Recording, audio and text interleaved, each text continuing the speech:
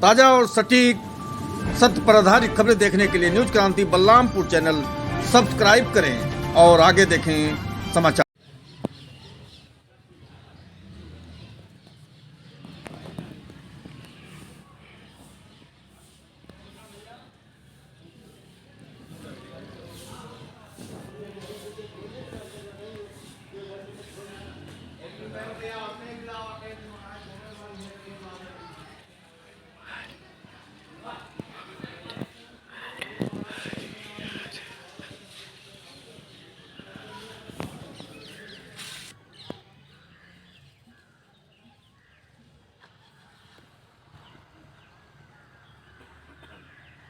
आज भारत के सबसे बड़े, जहाँ पर पांडवों के ज़माने में शिवलिंग की स्थापना हुई, सबसे बड़ा शिवलिंग माना जाता है और बहुत ही इसका दुनिया में बहुत ही नाम है, बहुत विख्यात है। उस मंदिर पृथ्वीनाथ मंदिर के महंत जी से महंत जी न्यूज क्रांति बलरामपुर चैनल के माध्यम से जो नहीं आ पा रहे हैं, उन दर्शनार्थियों को, उन श्रद्धालुओं को बताइए मंदिर के बारे में, पूरा विस्तृत बताइए आप महाराज जी अपने नाम के साथ। मैं जगदम्बा प्रसाद तिवारी, महंत पृथ्वीनाथ महादेव मंदिर, गोंडा, उत्तर प्रदेश। आप एशिया का सबसे बड़े शिवलिंग पृथ्वीनाथ महादेव के दरबार में खड़े हुए हैं। यह एशिया का सबसे बड़ा शिवलिंग है। महाभारत के वन पर्व विस्तार से कथा आता है, जब पांचों भाई माँ कुंती के साथ अज्ञातवास में आए तो कुछ समय यहाँ रहकर अपना जीवन यापन किए।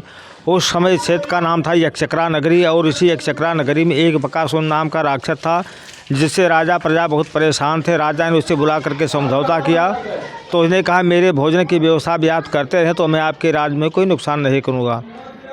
राक्षस ने कहा, मुझे एक बैलगाड़ी चना, 2 भैंसा और 1 मानव ने त्योहार के लिए चाहिए। राजा ने कहा, ठीक व्यवस्था करेंगे हम। तो 1 बैलगाड़ी चना, 2 भैंसा राजा अपनी राजकोष से व्यवस्था करते हैं, लेकिन जो मानव की व्यवस्था से वो प्रजा में नंबर लगा था, प्रजा की तरफ से व्यवस्था होती थी। जिस ब्राह्मणी के घर में माँ कुंती 5 बच्चों के साथ अज्ञातवास के समय रहती थी, उस ब्राह्मणी के एक ही संतान था और संयोग से दूसरे दिन उसके बच्चे का नंबर लग गया राक्षस के हाथ के लिए। ब्राह्मणी बालक को गोद में बिठाकर रोने लगी। कुंती ने जाकर पूछा कि माता जी क्यों रो रही है, आपको क्या परेशानी है? उसने कहा, मेरे एक ही संतान है, राजा के आदेशानुसार, यहाँ की व्यवस्था के अनुसार मेरे बच्चे को राक्षस के हाथ में जाना, इसलिए मैं रो रही हूँ। राजा ने कहा, कुंती ने कहा, माता जी मत रोइए, आपके 1 पुत्र है लेकिन मेरे 5 पुत्र हैं, 1 नहीं रहेगा तब भी 4 पुत्र रहेंगे।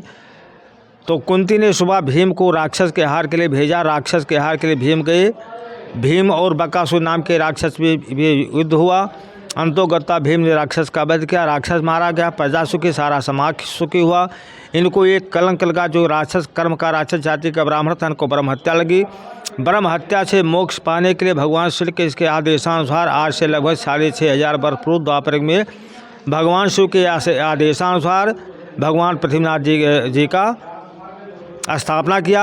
उस समय इनका नाम रखा गया भीमेश्वर महादेव। युग परिवर्तन हुआ, समय परिवर्तन, नाम का भ्रंश होते होते आज इनका नाम पृथ्वीनाथ महादेव है।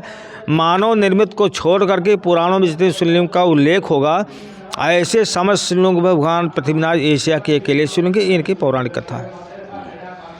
महाराज जी, जैसे यहाँ ऐसा कुछ आपने अपने कार्यकाल में कोई ऐसा चमत्कारिक दृश्य देखा हो महाराज भीमेश्वर का, पृथ्वीनाथ जी का, और लगभग ये भी बताइए कि लगभग वर्ष में कितने दर्शनार्थी आ जाते होंगे? देखिए, भगवान पृथ्वीनाथ जी के चमत्कार की तो कमी है नहीं, बहुत बड़ा चमत्कार है। आज भी आप मानिए कि आज सोमवार का दिन कम से कम 10,000 लोग जलाभिषेक, दर्शन, पूजन अर्चना लोग करते हैं। तमाम चारों तरफ महिलाओं पुरुषों का भीड़ लगा, अपने शादी दिखाने सुनाने के लिए आते हैं। तो इनकी चमत्कार, लेकिन फिलहाल आपने चमत्कार पूछा तो मैं बता देता हूँ। आज के 3 वर्ष पहले श्रावण का पुरुषोत्तम मास का महीना चल रहा था और पुरुषोत्तम मास का आखिरी श्रावण का सोमवार था। रात्रि में इस मंदिर के प्रांगण में कम से कम 10,000 लोग लेटे हुए थे अपना सुबह जलाभिषेक करने के लिए।